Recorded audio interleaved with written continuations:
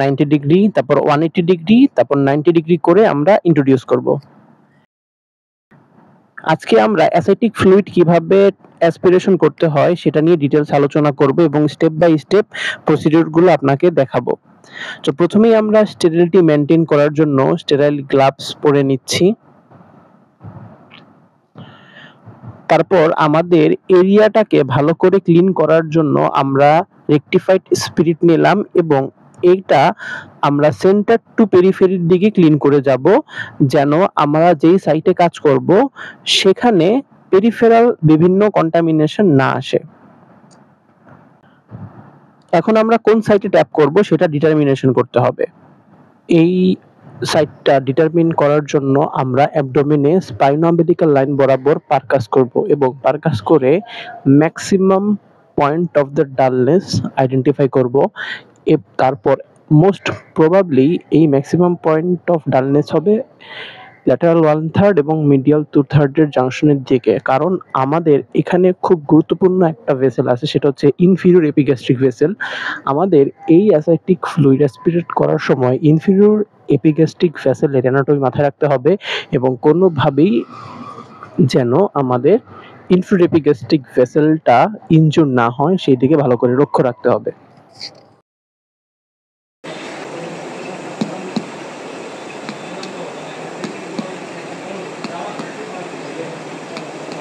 হচ্ছে আমাদের point of maximum dullness, এখানে আমরা আমাদের নিডলটা ইন্ট্রোডিউস করব।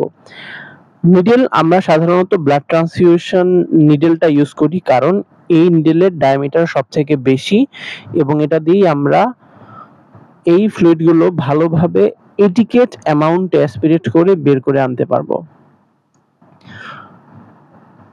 অ্যাসপিরেশনের প্রথমেই আমরা যেটা করব, যেখানে রেগুলেটর আছে রেগুলেটরটাকে ক্লোজ করে নিব, না হলে ইন্ট্রোডিউস করার সাথে সাথেই আমাদের ফ্লুইড চলে আসতে শুরু করবে, আমরা ওয়েল কন্ট্রোলড ম্যানারে কাজটা করতে পারবো না। তারপর সচরাচর আমরা ওয়ার্ডে যেটা করি যে একটা ইউজড স্যালাইন ব্যাগ দিয়ে আমরা কন্টেনার হিসেবে সেটাকে ইউজ করতে পারি।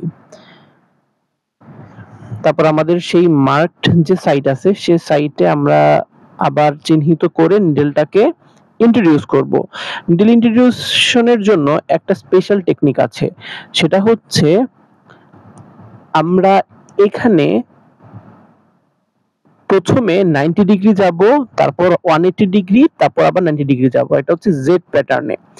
এটার উদ্দেশ্য হচ্ছে আমরা যদি ডিরেক্ট ইন্ট্রোডিউস করি তাহলে আমাদের এখান থেকে একটা ডিরেক্ট ট্র্যাক্ট হবে এবং ডিরেক্ট ট্র্যাক্ট হয়ে অ্যাসেটিক ফ্লুইড কন্টিনিউয়াস লিকেজ হতে থাকবে। বাট আমরা যদি এই জেড প্যাটার্নে যাই তাহলে এই পাথওয়েটা প্যাটেন্ট থাকবে না।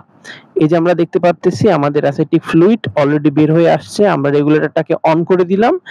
এখন এর মাধ্যমে আমাদের এই অ্যাসেটিক ফ্লুইড আমাদের যে কন্টেনার আছে সেখানে জমা হতে থাকবে।